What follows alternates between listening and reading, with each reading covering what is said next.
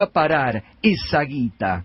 Eso es lo que hay que investigar en la Argentina. Pero esta justicia es la que todavía está aquí. Bueno, mira, lo tenemos en línea, que queremos hablar de esto que hizo ayer la Corte, pero vamos a hablar también de la justicia argentina, con el doctor Marcelo Parrilli, abogado y miembro fundador del CEL. Marcelo, ¿qué tal? Tanto tiempo, buen día. Hola, buenos días, ¿qué tal? Muy bien, gracias. Bueno, ¿qué análisis se realiza del fallo de la Corte de ayer que ratifica la condena al ex vicepresidente Amado Boudou? Bueno, lamentablemente era algo que se veía venir, es decir, la Corte iba a cerrar el círculo en esta maniobra política revestida con formalismos judiciales de sancionar, condenar y sancionar políticamente a Boudou por ser un funcionario del gobierno de Cristina y de Néstor, y por ser además uno de los hombres que en materia económica tomó medidas que obviamente no beneficiaron a ninguno de los grandes grupos económicos de este país y fundamentalmente a quienes controlaban el ANSES, ¿no es cierto? Es decir, o quienes controlaban los fondos que recaudaba el ANSES y las jubilaciones prepagas, con lo cual evidentemente era un círculo que se veía cerrar por la Corte, que lo hace con una resolución formal, lo que en la jerga de tribunales se conoce como la plancha del artículo 280, es decir,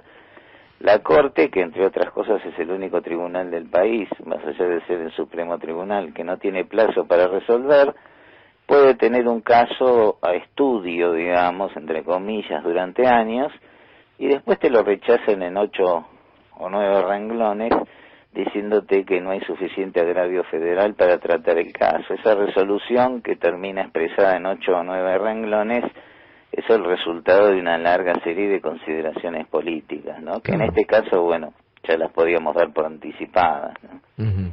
Sí, está claro que es una resolución política y en todo caso un mensaje político en momentos en que se está analizando también una reforma que puede tocar a la Corte, ¿no? Sí, acá hay que reformar, yo diría transformar en todo su aspecto el Poder Judicial. Yo prefiero siempre hablar de Poder Judicial y no de justicia, porque verdad.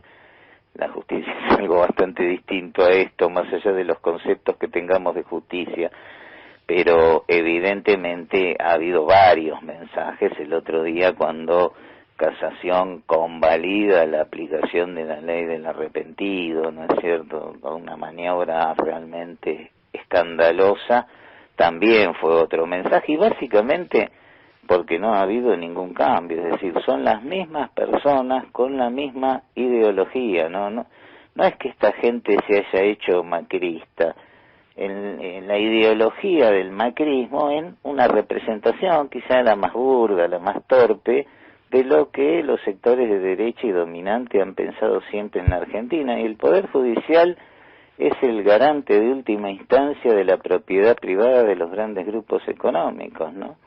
Yo decía ayer, me preguntaron, mire, ya ahora no se golpean la puerta de los cuarteles, ni es necesario tampoco golpear la puerta de los tribunales, porque ese es el centro hoy del poder de los grandes grupos económicos, bueno, el Poder Judicial de conjunto. Claro, estábamos hablando del tema Vicentín, cómo la justicia ha protegido a los estafadores de Vicentín. Sí, y cómo le dieron, como estaban mencionando recién ustedes, a Vicentín una cantidad de préstamos que no se los dan absolutamente a nadie, ¿no? Vos tenés que conseguir una garantía para alquilar un departamento de un ambiente y te piden por poco certificado de análisis de sangre.